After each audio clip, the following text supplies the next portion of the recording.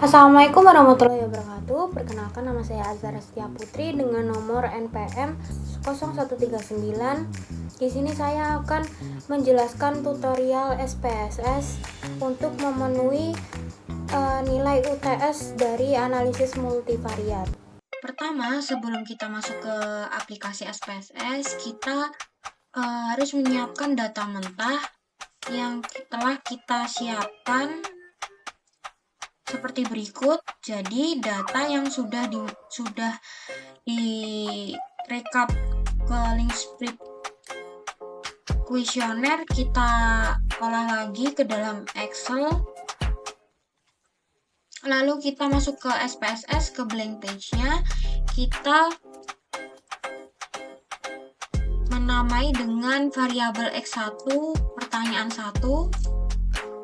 Kita akan meneruskan sampai pertanyaan per variabel habis. Jadi misal kalau X1-nya terdapat 5 pertanyaan, jadi kita akan isi X1.1 sampai X1.5 seperti berikut.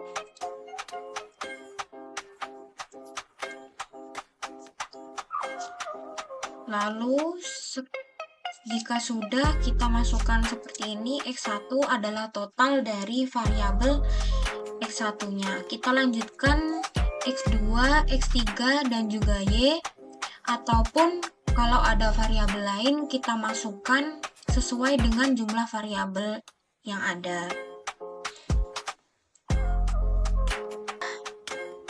Akan berbentuk seperti ini. Kita sudah memasukkan variabel X1 sampai dengan Y.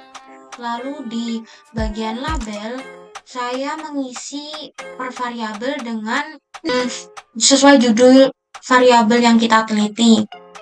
Saya meneliti tentang variabel pertama saya tentang literasi keuangan. Lalu di X2, variabel 2, saya menggunakan penggunaan fintech. Lalu X3, di total X3 saya memasukkan tentang gaya hidup. Lalu dengan variabel Y menggunakan minat penggunaan pay letter.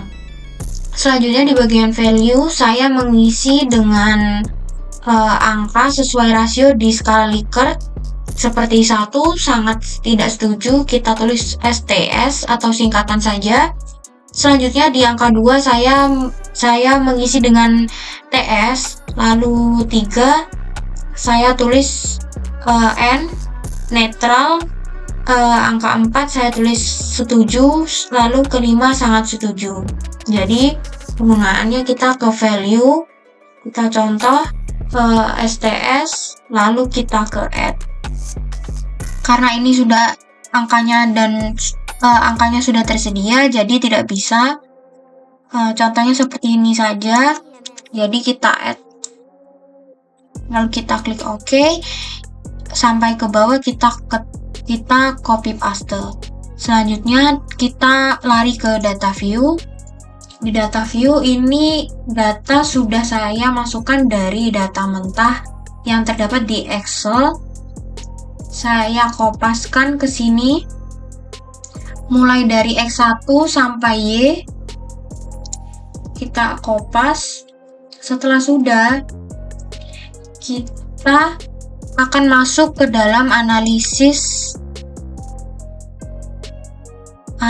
korelasi, lalu ke bivariate.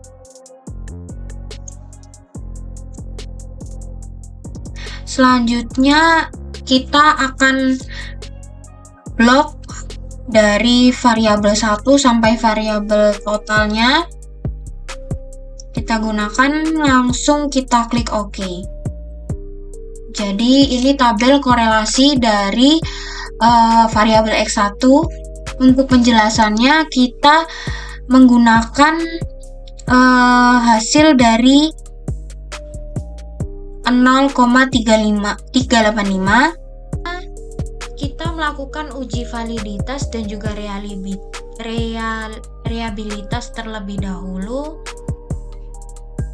Untuk informasi sebelumnya, uji validitas dan juga reliabilitas dalam data kuesioner sangat penting untuk memastikan bahwa instrumen penelitian atau kuesioner yang digunakan benar-benar mengukur apa yang seharusnya diukur dan juga konsisten dalam hasil pengukurannya.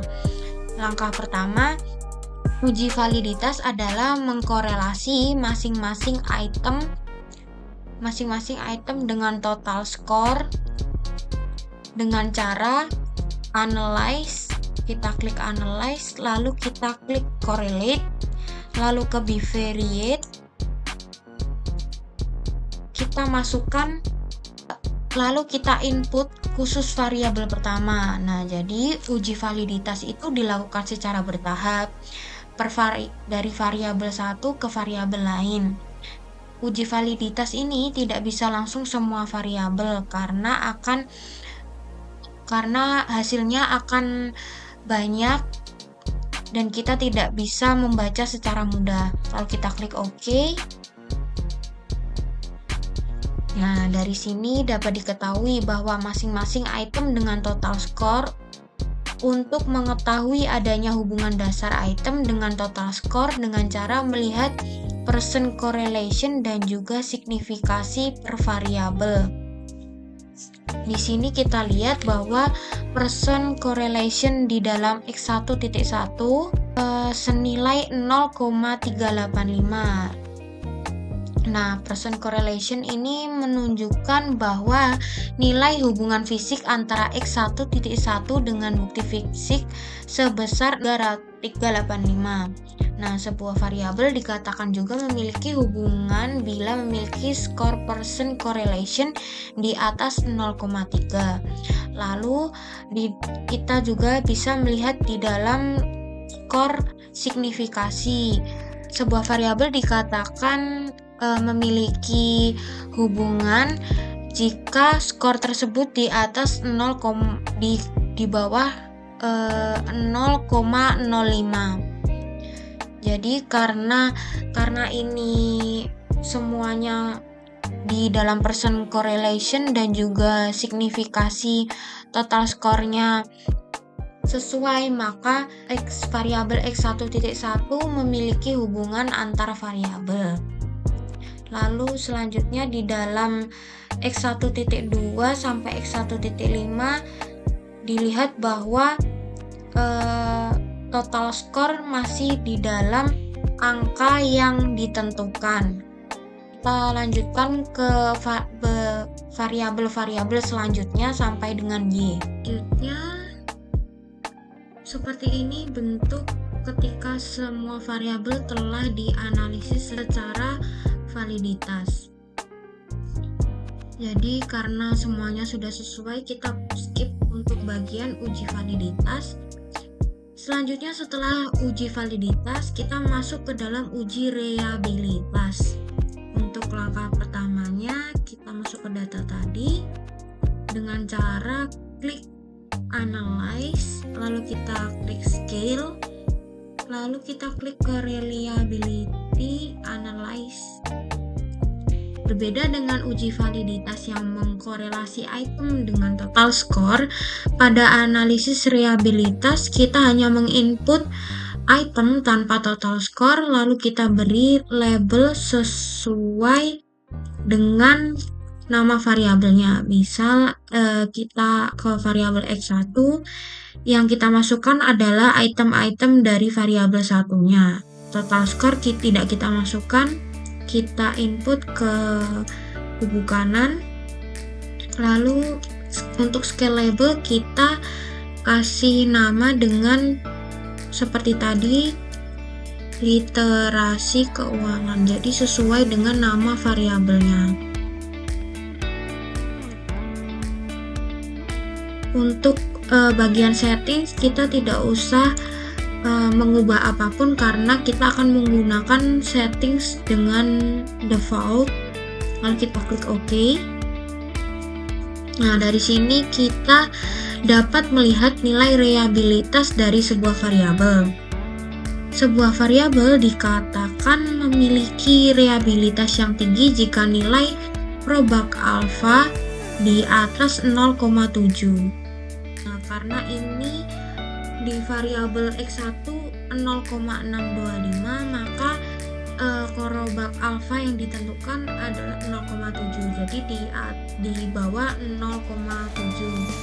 Jika angka semakin mendekati angka 0,9, maka akan semakin tinggi angka reliabilitas suatu variabel. Karena di variabel X1 total Cronbach alfanya 0,625, maka masih ditolerir karena angka 0,6 masih tergolong bagus. Lalu kita lanjutkan seperti variabel yang lain. Contoh variabel X2, jadi kita X1 kita blok, lalu kita pindah ke kubu kiri, kita blok item X2, kita pindah ke kubu kanan, lalu kita ganti dengan nama variabel X2, yaitu penggunaan find type. Kalau kita klik OK, settings tidak usah diubah. Nah, ini contoh dari Cronbach alpha yang bernilai 0,7, jadi pas dengan rata-rata Cronbach alpha. Perlu diingat untuk nilai 0,6 masih tergolong bagus, masih ditolerir.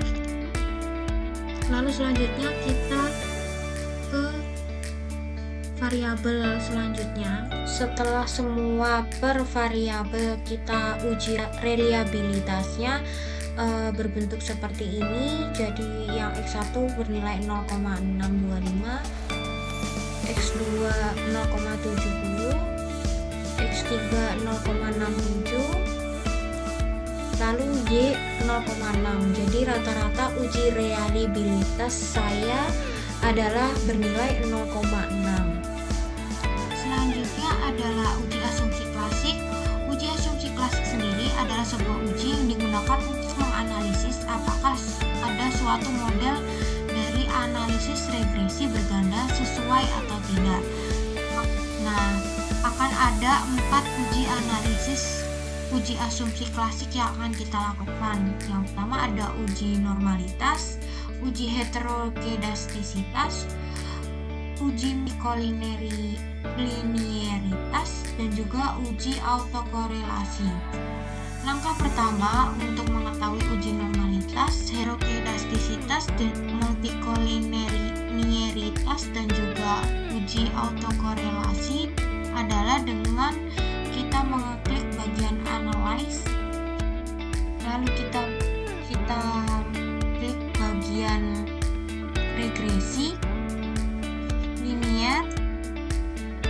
Kita akan memasukkan variabel X ke dalam independen dan juga variabel Y ke dalam kolom dependen. Untuk item per variabel akan kita abaikan karena kita akan menggunakan total dari variabel. Lalu untuk pengaturan di statistik kita gunakan collinearity diagnostic dan juga Durbin-Watson. Kita klik continue. Untuk pengaturan plots kita menggunakan zspread untuk variabel X dan juga srecit untuk variabel Y. Kita checklist untuk bagian histogram dan juga normal probability plot. Kita klik continue. Lalu untuk pengaturan yang lainnya kita bisa abaikan, langsung kita klik OK. Nah, langkah pertama yang kita lihat adalah dari asumsi normalitas adalah dengan cara melihat grafik histogram. Nah, sebuah persamaan regresi memenuhi asumsi normalitas bila grafik berbentuk lonceng. Jika ada data keluar dari lonceng, maka masih belum diketahui apakah data bersifat normal atau tidak. Karena data kita sudah berbentuk lonceng, tapi walaupun ada data yang sedikit yang keluar, jadi kita belum bisa mengetahui apakah data tersebut bersifat normal atau tidak. Kita juga bisa melihat dengan data grafik regresi berikut. Nah, jika data regresi mengikuti garis atau searah dengan garis, bisa dikatakan data tersebut lolos uji normalitas. Nah, jika ada yang terlempar ataupun tidak mengikuti garis, data tersebut dapat dikatakan masih diragukan apakah lulus uji normalitas atau tidak, sama seperti data grafik berbentuk lonceng di atas. Nah, untuk mengetahui data normalitas atau tidak akan dilanjutkan dengan uji Kolmogorov-Smirnov dan juga Shapirov-Wald. Langkah selanjutnya adalah mengetahui heterokedastisitas pada variabel. Nah, heterokedastisitas dapat diketahui dengan cara melihat pola scatter plot yang ada di bawah grafik. Jika pola scatter plot menyebar dan tidak membentuk pola tertentu, dapat dipastikan variabel tersebut terbebas dengan heterokedastisitas.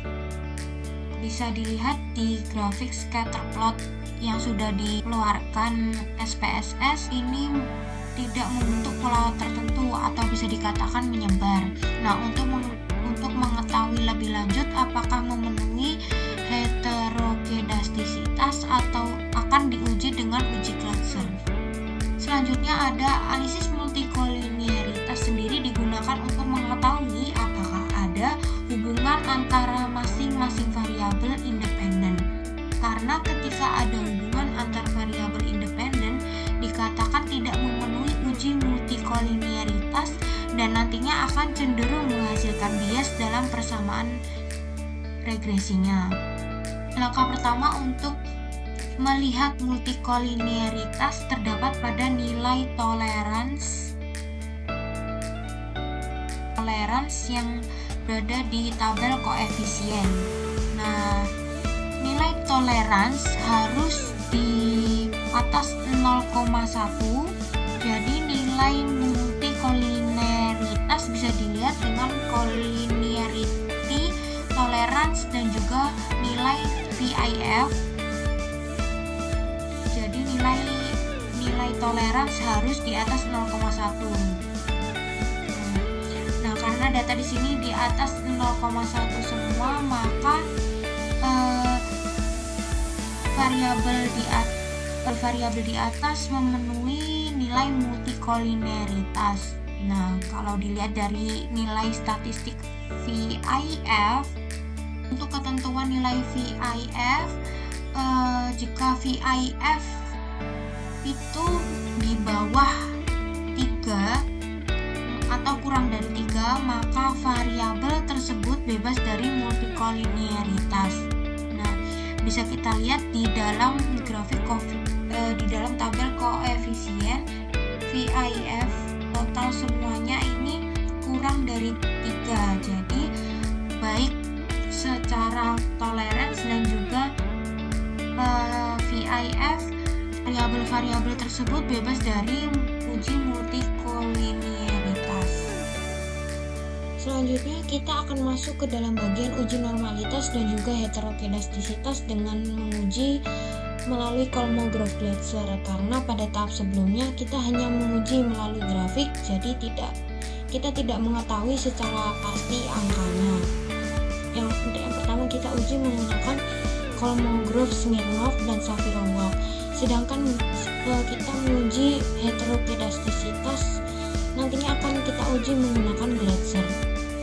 Nah, langkah pertama yang harus kita lakukan adalah mencari atau menilai residualnya. Residual sendiri dapat dicari dengan melakukan regresi linier. Jadi tahapnya kita lakukan seperti sebelumnya, kita klik analyze, lalu regresi dan juga linier. Kita akan memasukkan variabel X ke kolom independen seperti sebelumnya, hanya total saja. Jadi item kita akan skip bagiannya, lalu kita untuk variabel Y kita pindah ke kubu dependen. Nah, yang membedakan dari uji regresi sebelumnya pada kolom save. Kita akan checklist bagian unstandardized. Kenapa kita menggunakan unstandardized? Karena data yang kita punya atau peroleh sudah standar menggunakan skala Likert. Lalu kita klik continue, lalu kita klik OK. Karena sudah muncul tabel-tabel di sini, kita akan abaikan semua hasil tabel, lalu kembali ke data view-nya. Untuk bagian pojok kanan ini akan keluar angka residualnya. Setelah kita mendapatkan hasil residual, langsung saja kita uji. Sebelumnya, untuk uji normalitas dengan Kolmogorov Smirnov, kita akan gunakan data residual tersebut untuk melihat data terdistribusi secara normal atau tidak. Untuk melihatnya, kita akan klik Analyze, lalu Descriptive Statistic, kita akan klik Explore. Untuk berikutnya, kita akan memasukkan unstandardized ke bagian dependent. Kita scroll bagian bawah, kita masukkan ke bagian dependent, lalu kita ke bagian dependent, lalu kita bagian plot, kita akan checklist bagian histogram, lalu bagian normality plot sweet test, kita klik continue, lalu klik yang di bagian is kita kosongi semuanya karena kita hanya butuh data dari unstandardized. Kita klik OK.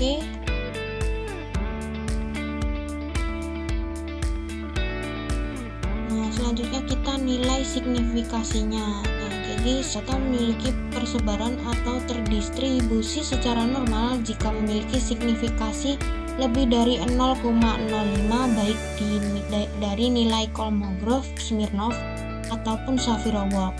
Nah, kita lihat data kita di signifikasinya di atas 0,05. Nah, baik dari Kolmogorov Smirnov dan juga Shapirov-Wald. Jadi data kita terbilang terdistribusi secara normal. Nah, jika angka kurang dari 0,05, maka data tersebut tidak terdistribusi secara normal karena memiliki nilai signifikasi di bawah 0,05. Karena dilihat dari sebelumnya data grafik lonceng kita itu sesuai. Jadi datanya masih terdistribusi secara normal. Nah, jika dilihat di grafiknya signifikan ini di bawah 0,05, biasanya dilihat dari grafik sebelumnya ada data yang keluar dari jalur atau tidak mengikuti jalur. Nah, ini membuat data dikatakan tidak normal. Kita juga bisa melihat dari scatter plot ataupun grafik yang mengikuti garis. Ini juga data kita terlempar dari garis, maka ada data yang bisa dikatakan tidak normal, tidak terdistribusi secara normal. Nah, untuk scatter plot kita dihitungkan menyebar. Nah, data yang tidak normal itu pada umumnya dikarenakan rata-rata jawaban responden yang seragam. Kita akan lanjutkan bagian analisis heterokedastisitas ke bagian analyze, lalu ke transform, lalu compute variable, kita klik. Nah, untuk bagian ini kita akan klik dari function group, kita klik all, lalu kita masukkan absolute.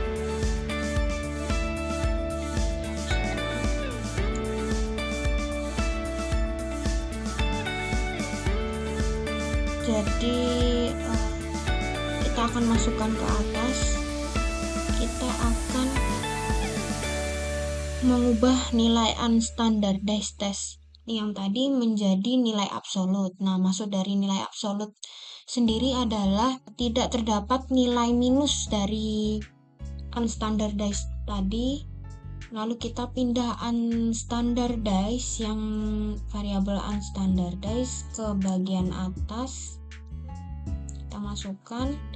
Lalu kita akan menamai target variabel kita absolute, kita kasih underscore residual.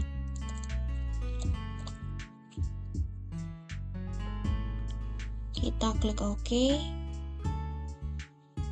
kembali ke data, kembali ke hasil data. Langkah selanjutnya adalah melakukan regresi dari masing-masing variabel. Jadi masing-masing variabel ini akan diregresikan dengan sort residual dengan cara klik analyze, lalu klik regresi, lalu klik linear. Lalu kita akan reset bagian ini. Ya, jadi kita akan masukkan kembali, kita akan regresikan semua variabel X-nya dengan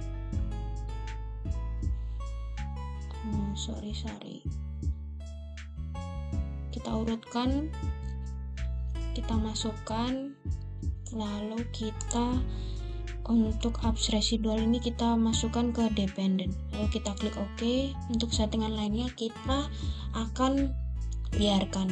Nah, dari sini kita bakal mengetahui bahwa masing-masing variabel ada yang memiliki pengaruh residual terhadap nilai absolut residual.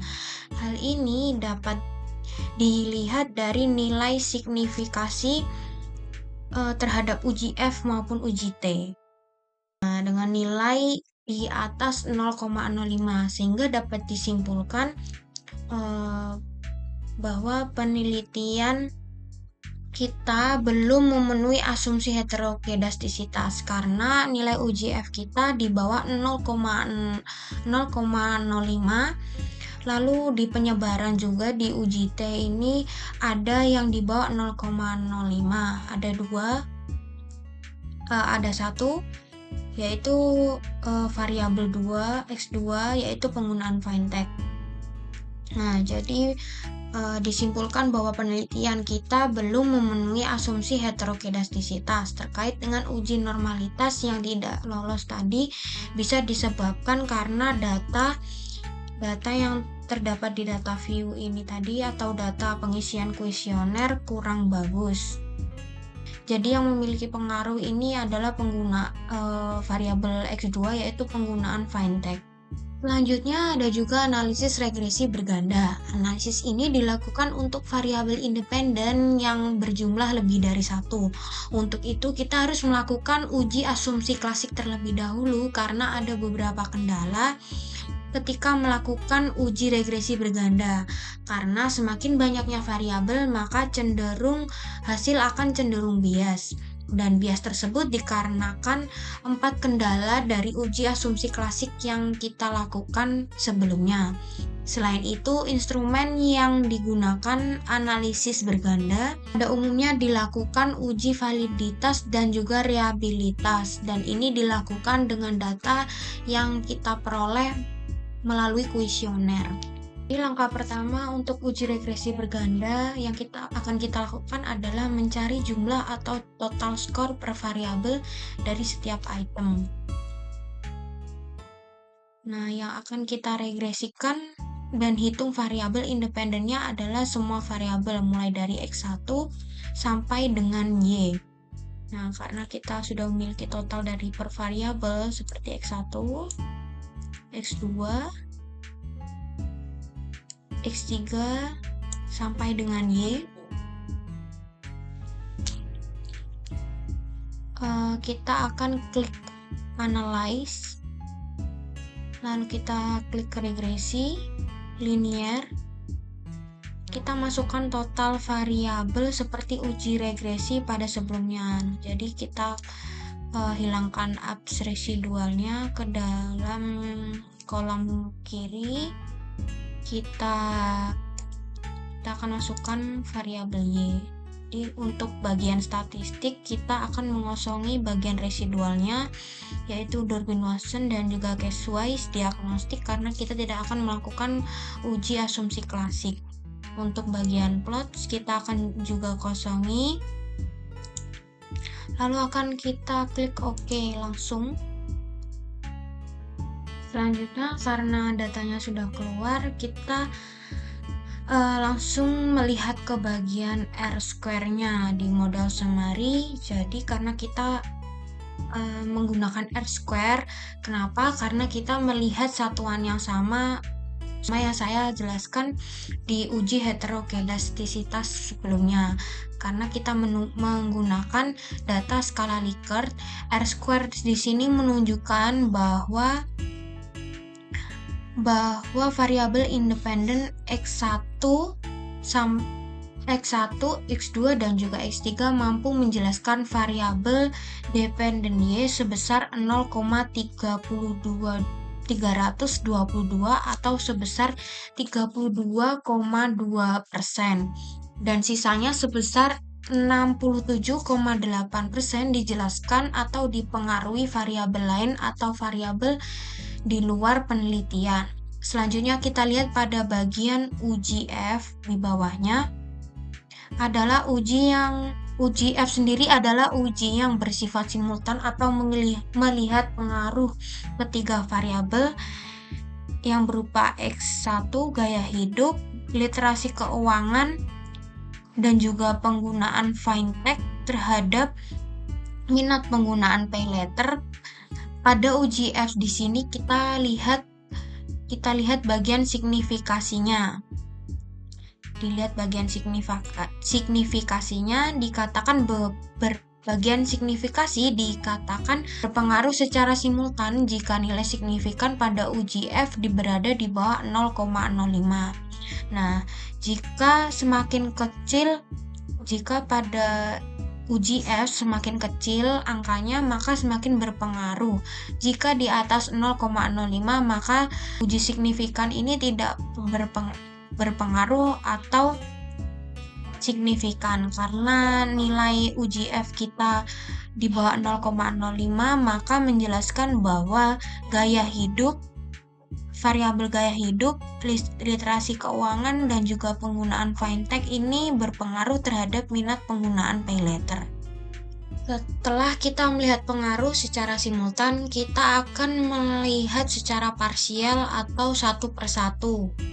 Nah, kita akan menggunakan uji T. Di sini kita hanya melihat signifikasinya aja. Kita dapat melihat variabel mana yang akan berpengaruh terhadap minat penggunaan paylater. Di sini variabel dikatakan memiliki pengaruh jika memiliki nilai signifikan di bawah 0,05, yang artinya di sini literasi keuangan tidak memiliki pengaruh terhadap minat penggunaan paylater. Di variabel penggunaan fintech senilai 0,1. Jadi ini variabel penggunaan fintech ini memiliki pengaruh terhadap minat penggunaan paylater. Selanjutnya di variabel gaya hidup memiliki 0,770, jadi di atas 0,05. Jadi variabel gaya hidup tidak berpengaruh terhadap minat penggunaan paylater. Terima kasih sudah melihat video tutorial